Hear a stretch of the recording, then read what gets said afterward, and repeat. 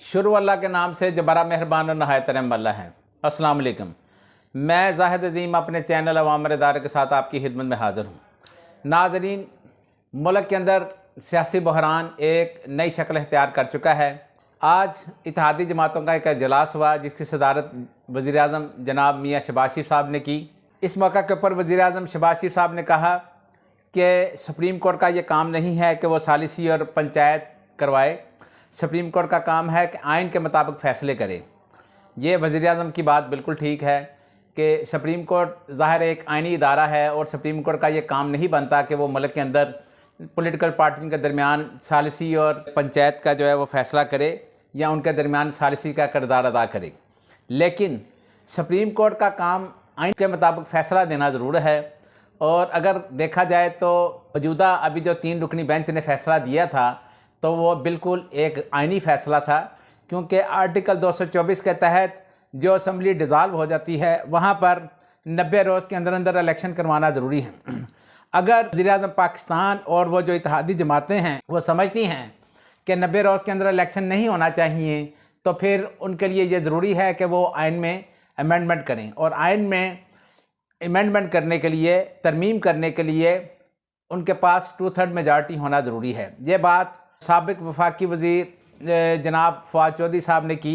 उनका ये कहना था कि वज़ीर-ए-आज़म पाकिस्तान और जितनी भी इत्तेहादी जमातें हैं वह सुप्रीम कोर्ट के फ़ैसले के ऊपर अमल तो नहीं कर रही, लेकिन सुप्रीम कोर्ट को ये मशवरे दे रही हैं। वज़ीर-ए-आज़म पाकिस्तान ने आज और भी बहुत सारी बातें की हैं। उनका ये कहना था कि पार्लियामेंट का एहतराम होना चाहिए, पार्लियामेंट के जो फ़ैसले हैं उसको मानना चाहिए। सुप्रीम कोर्ट के फ़ैसले जो है वो पार्लियामेंट ने रिजेक्ट कर दिया है, यानी उन्होंने सुप्रीम कोर्ट के फ़ैसले के हवाले से कोई बात नहीं की। उनका ये कहना था कि पार्लियामेंट का एहतराम ज़रूर होना चाहिए, लेकिन सुप्रीम कोर्ट जो पाकिस्तान की सबसे बड़ी सुप्रीम अदालत है उसके फ़ैसले की कोई अहमियत नहीं है। यानी सुप्रीम कोर्ट अगर कोई फ़ैसला करती है तो उसको हुकूमत मानने के लिए तैयार नहीं, और हुकूमत उसके लिए बाकायदा पार्लियामेंट के अंदर एक मुश्तरका करारदाद पास करवा लेती है। अगर हुकूमत ये चाहती है कि मुल्क के अंदर 90 रोज़ के अंदर इलेक्शन नहीं होने चाहिए, और अगर हुकूमत और PDM की जो इत्तेहादी जमातें हैं वो इस चीज़ के ऊपर बज़िद हैं कि मुल्क के अंदर एक ही रोज़ इलेक्शन होने चाहिए, और वो चाहते हैं कि अक्टूबर या नवंबर में होने चाहिए, जिसका आज जिक्र वज़ीर-ए-आज़म जनाब मियाँ शहबाज शरीफ साहब ने किया भी, तो उसके लिए हुकूमत को चाहिए कि वो फिर 2/3 मेजॉरिटी के साथ आइन के अंदर तरमीम करके अपनी मर्ज़ी का वहाँ पर कोई अमेंडमेंट करवा लें कि जिससे हुकूमत जब भी चाहे इलेक्शन करवाए जा सके। अदरवाइज़ तो आइन ये कहता है कि 90 रोज़ के अंदर इलेक्शन होना ज़रूरी है। और अफसोस की बात यह है कि हुकूमत को पार्लियामेंट की तो फ़कीर है, वो याद है, लेकिन हुकूमत जो है उसके नज़दीक सुप्रीम कोर्ट जो एक सुप्रीम अदारा है जिसका फ़ैसला आर्टिकल 204 के तहत मानना तमाम मुल्क के इदारे और हुकूमत उनके ऊपर लाजम है, उसके लिए हुकूमत बिल्कुल तैयार नहीं है। यानी हुकूमत आइन के जो पहली जो शिक्के हैं उनको मानने के लिए तैयार नहीं है, लेकिन जो पार्लियामेंट से एक करारदाद पास करवाई गई है और उसका हुकूमत कहती है जी जनाब पार्लियामेंट ने तो इसको रिजेक्ट कर दिया है। पार्लियामेंट किस तरीके से आइन की खिलाफवर्जी कर सकती है? क्या पार्लियामेंट का काम नहीं है कि जो आइन बना हुआ है उनकी जो शिक्के हैं उनके ऊपर जिस तरीके से सुप्रीम कोर्ट तशरीह करके उसका फ़ैसला कर रही है उसके ऊपर अमल किया जाए? इस बात के ऊपर हुकूमत बिल्कुल तैयार नहीं, और हुकूमत और इत्तेहादी जमातें सिर्फ इस चीज़ के ऊपर बज़िद हैं कि उनकी मर्ज़ी से मुल्क में इलेक्शन होने चाहिए। जिस दिन वो चाहे इलेक्शन हो, अगर वो ना चाहे तो इलेक्शन हो ही ना। यानी वो सिरे से तैयार ही नहीं कि मुल्क के अंदर आइन के तहत फ़ैसले होने चाहिए। और ये एक अच्छी रवायत नहीं, बल्कि ये इस तरह की रवायत आप कायम कर रहे हैं कि कल को जैसी भी हुकूमत होगी वो पार्लियामेंट से एक सादा अक्सरियत के साथ करारदाद पास करवा लेगी और बाद में कहा करेगी कि जनाब ये तो हमारी मर्ज़ी है, पार्लियामेंट ने सुप्रीम कोर्ट के फ़ैसले को रिजेक्ट कर दिया है, अब चूँकि पार्लियामेंट ने इसको रिजेक्ट कर दिया है लिहाजा हम इसको मानने के लिए तैयार नहीं हैं। हुकूमत ने आज कैबिनेट के इजलास में एक मरतबा फिर फ़ंड्स के इजरा के हवाले से सुप्रीम कोर्ट का जो हुक्म था उसको रिजेक्ट कर दिया और फैसला किया कि दोबारा इसको पार्लियामेंट के अंदर भेजा जाए। यानी वो पार्लियामेंट और सुप्रीम कोर्ट को आपस में लड़ाना चाहते हैं, लेकिन किसी तौर वो इलेक्शन नहीं लड़ना चाहते हैं। यानी वो अपनी कमज़ोरी साबित कर रहे हैं कि अगर वो इस वक्त मुल्क के अंदर इलेक्शन में जाएंगे तो उनके जो हालात हैं वो चूँकि इतने अवाम के अंदर मकबूल नहीं हैं और हुकूमत को उसमें काफ़ी सुबकी होगी और उनको शिकस्त का सामना भी हो सकता है। सुप्रीम कोर्ट ऑफ पाकिस्तान का जो 3 रुकनी बेंच है वो कल समाअत कर रहा है। जो 3 रुकनी बेंच ने जिसने ये हुक्म सादर किया था और इलेक्शन कमीशन को फ़ंड जारी करने का, उसकी कल 11:30 बजे समाअत शुरू होगी, जिसकी सदारत उमर अता बंदयाल साहब करेंगे, जो चीफ जस्टिस ऑफ पाकिस्तान हैं। बेंच के अंदर जस्टिस एजाजुल हसन साहब और जस्टिस अमीरुद्दीन खान साहब जो हैं वो शामिल हैं, और 3 रुकनी ये जो बेंच है कल 11:30 बजे दोबारा से समाअत शुरू करेगा। अब देखना ये है कि कल सुप्रीम कोर्ट इसके ऊपर क्या एक्शन लेती है, और जो कानूनी माहिरीन हैं उनका ये कहना है कि सुप्रीम कोर्ट ने बहुत बर्दाश्त कर लिया, बहुत सब्र तहम्मुल का मुजाहरा कर लिया, और सुप्रीम कोर्ट कल इसके बारे में बहुत सख्त एक्शन ले सकती है। हो सकता है कि सुप्रीम कोर्ट वज़ीर-ए-आज़म पाकिस्तान को तलब कर ले और बाद में उसके उनके खिलाफ तौहीन अदालत की कार्रवाई भी शुरू की जा सकती है। आपने देखा होगा कि रिसेंटली अभी आज़ाद कश्मीर के अंदर वज़ीर-ए-आज़म सरदार तनवीर इलियास साहब को तौहीन अदालत के चक्कर में फ़ारग कर दिया गया है, और उनको सीट से भी डी सीट कर दिया गया है। वहाँ पर भी इलेक्शन अनाउंस कर दिया गया है, और वहाँ पर एक नए वज़ीर-ए-आज़म ने हल्फ भी ले लिया है। वज़ीर-ए-आज़म और चीफ इलेक्शन कमीशनर के खिलाफ भी एक दरखास्त सुप्रीम कोर्ट के अंदर दायर हो चुकी है। उस दरखास्त में ये इस्तदा की गई है कि वज़ीर-ए-आज़म पाकिस्तान अपनी जो अक्सरियत है वो असम्बली से खो चुके हैं, क्योंकि वज़ीर-ए-आज़म पाकिस्तान ये कहते हैं कि काबीना ने तो फंड जारी करने का जो बिल था वो पार्लियामेंट में ले गया, लेकिन पार्लियामेंट ने उसको मुस्तरद कर दिया। काबीना के जो फैसला है अगर उसकी तौसीक पार्लियामेंट ने नहीं की, तो इसका मतलब यह है कि वज़ीर-ए-आज़म पाकिस्तान जो है वो अपनी अक्सरियत खो चुके हैं। और अभी आपने देखा होगा कि जो इत्तेहादी जमातें हैं इस वक्त PDM की, उनमें बहुत ज़्यादा इख्तलाफात भी हैं, उनके दरमियान फूट पड़ चुकी है, जिसका इजहार रोज़ नए बरोज़ हमारे सामने आता है।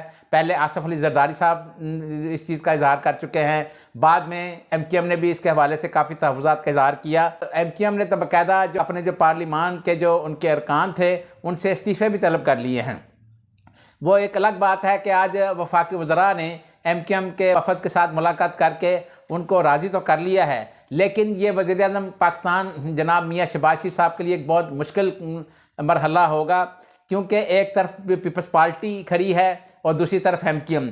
पीपल्स पार्टी नहीं चाहती कि कराची और हैदराबाद के अंदर जो मरदमशुमारी है वो इतनी ज़्यादा शो की जाए, क्योंकि कराची और हैदराबाद में जो पॉपुलेशन है उसको मरदमशुमारी के अंदर शो नहीं किया जा रहा। वहाँ पर पीपल्स पार्टी सीटें कम करना चाहती है, और MQM चाहती है कि कराची और हैदराबाद में उनकी सीटें बढ़ जाएं, लेकिन हमें नहीं लग रहा कि पीपल्स पार्टी इसके लिए तैयार है। और ये वज़ीर-ए-आज़म पाकिस्तान शहबाज शरीफ साहब के लिए वक्ती एक रिलीफ हो सकता है, क्योंकि वज़ीर-ए-आज़म जनाब शहबाज शरीफ साहब के लिए ये मुमकिन नहीं कि दोनों पार्टियों को एक ही वक्त में वो राज़ी कर सकें, क्योंकि दोनों पार्टियों का जो मौक़िफ़ है बिल्कुल अलग अलग है। और इस हवाले से अगले 2-3 दिनों में भी फिर वाज़ेह हो जाएगा, क्योंकि इत्तेहादी जमातों के दरमियान इतने जो तज़ादात हैं फैल चुके हैं कि जिनको कवर करना शायद मौजूदा जो हुकूमत है उनके लिए इतना आसान नहीं होगा। इत्तेहादी जमातों के अंदर आज इजलास हुआ, उसमें ये भी कहा गया कि इमरान खान से जो मुज़ाकरात हैं उसकी भी कोशिश की जाएगी, जबकि उसके ऊपर जो अपोजिशन की जमातें हैं, ख़ास तौर पर जो पाकिस्तान अवामी तहरीक के सरबराह हैं शेर रशीद साहब, उन्होंने आज ये कहा कि मुज़ाकरात PDM का एक झांसा है, और उन्होंने कहा कि इलेक्शन हर हालत में होंगे, और इलेक्शन जो है वो जब होंगे तो आइन की जीत होगी। शेर रशीद साहब का ये कहना किसी हद तक दुरुस्त है कि हुकूमत और उसकी जो इत्तेहादी जमातें हैं वो मुज़ाकरात वाला जो इशू है इसको वैसे ही इससे खेल रहे हैं, अदरवाइज़ किसी सूरत वो इरादा नहीं रखते इलेक्शन करवाने का। और दूसरी तरफ आपको पता है कि जो तहरीक इंसाफ और ख़ास तौर पर इमरान खान साहब जो हैं वो इलेक्शन के अलावा किसी बात के ऊपर मुज़ाकरात करने के लिए तैयार नहीं हैं। इसलिए हमें ये नज़र नहीं आ रहा कि दोनों के दरमियान जो मुज़ाकरात हैं वो बहाल हो सके। इसकी भरपूर कोशिश तो की जा रही है, लेकिन ये मुज़ाकरात होते हुए मुमकिन नज़र नहीं आ रहे, क्योंकि शेर रशीद साहब ने आज जिस तरीके से बात की है, उनका ये कहना था कि PDM सिर्फ अपने केसेस ख़त्म करवाने के लिए आई थी। उन्होंने नैब का सत्यानाश कर दिया है, उन्होंने कहा कि इस मुल्क का उन्होंने बेरागर कर दिया, महंगाई अपने अरूज पर पहुँच चुकी है, और सिर्फ उन्होंने एक जो मुलज़म है उसको लंदन भेजना था, जिसको उन्होंने लंदन भेज दिया, और इस वक्त उनके लिए मुल्क अहम नहीं, वो सिर्फ अपने आप को देखते रहे हैं। कौमी असम्बली के अंदर आप अंदाज़ा करें कि तहरीक इंसाफ के जो मुस्तफ़ी अरकान थे जिनको अदालतों ने बहाल कर दिया, उनको अभी तक कौमी असम्बली में शिरकत की इजाज़त नहीं दी जा रही। स्पीकर कौमी असम्बली राजा परवेज़ अशरफ साहब ने उनके ऊपर शिरकत के हवाले से पाबंदी लगा दी है, बल्कि यहाँ तक कौमी असम्बली का जो मेन गेट है जहाँ से एंट्री होती है वहाँ पर उन्होंने सिक्योरिटी खड़ी कर दी है, उसमें जिसमें उन्होंने पुलिस के साथ साथ एफसी और कौमी असम्बली की अपनी सिक्योरिटी है उनको तैनात कर दिया है और बड़े सख्त आर्डर कर दिए गए हैं कि कौमी असम्बली में तहरीक इंसाफ के जो अरकान हैं उनको किसी सूरत शिरकत करने की इजाज़त ना दी जाए। आप अंदाज़ा करें कि ये एक जमहूरी मुल्क है जहाँ पर अदालतों के फैसलों को भी नहीं माना जा रहा। एक तरफ अदालत ने फैसला किया है, उनको बहाल कर दिया है। ये वही कौमी असम्बली के स्पीकर हैं, पहले तक कहते थे कि हम पीटीए के जो मेंबरान हैं उनके इस्तीफ़े कबूल नहीं करेंगे जब तक वो फ़र्दन खुद आकर इसकी वजाहत नहीं कर देंगे या तस्दीक नहीं करेंगे। लेकिन आज वही कौमी असम्बली के जो स्पीकर हैं ये इसलिए उनको शिरकत करने से रोक रहे हैं कि कहीं असम्बली के अंदर जो पोजीशन है वो चेंज ना हो जाए। जब कौमी असम्बली के अंदर तहरीक इंसाफ के जो मेंबरान हैं वो शिरकत करेंगे तो उस तहरीक इंसाफ के मेंबरान की जो तादाद है वो बढ़ जाएगी और हुकूमत के लिए मज़ीद मुश्किलात में इजाफा भी हो जाएगा। और वहाँ पर जो अपोजिशन लीडर का ओहदा इस वक्त राजा रियाज साहब के पास है वो भी उनसे छिन जाएगा और वो फिर ओहदा तहरीक इंसाफ के किसी मेंबर के पास आ जाएगा, जिससे हुकूमत जो है वो मज़ीद मुश्किलात में पड़ जाएगी। लेकिन इस हवाले से आप देखें इस मुल्क में जमहूरियत के जो दावेदार हैं, जो लोग जमहूरियत की बातें करते हैं वही जमहूरियत की नफ़ी भी कर रहे हैं और वही अदालतों का हुक्म भी नहीं मान रहे और वही पार्लियामेंट को इस्तेमाल कर रहे हैं गैर आइनी कामों के लिए।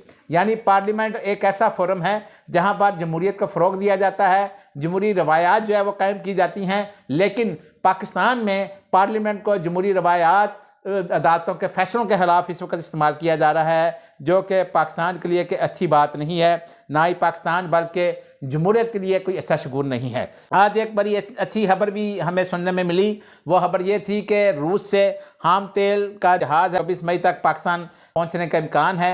यानी ये वजारत पेट्रोलियम ने ये कहा है कि रूस से जो उनका खाम तेल के हवाले से जो मायदा हुआ है उसके मुताबिक 24 मई तक उसका जो जहाज़ है वो पाकिस्तान इंशाल्लाह पहुंच जाएगा। लेकिन इसके साथ साथ वजारत तवानाई के ज़राए के मुताबिक ये भी हमें पता चला है कि ये खाम तेल जो पाकिस्तान पहुंचेगा ये बाद में पता चलेगा कि ये पाकिस्तान को कितना सस्ता पड़ता है। कबल अज़ वक़्त इसका कहना जो है वो बिल्कुल सही नहीं होगा, क्योंकि अभी इसका अंदाज़ा नहीं लगाया जा सकता कि पाकिस्तान को कितना सस्ता पड़ेगा जब तक पाकिस्तान के अंदर इसका जो जहाज़ है वो पहुंच नहीं जाता। अगर आपको हमारी ये वीडियो पसंद आई हो तो नीचे दिए गए सब्सक्राइब के बटन को प्रेस करके अपने चैनल का हिस्सा बने। अल्लाह ताला हम सब का हामी नासिर हो। खुदा हाफिज़।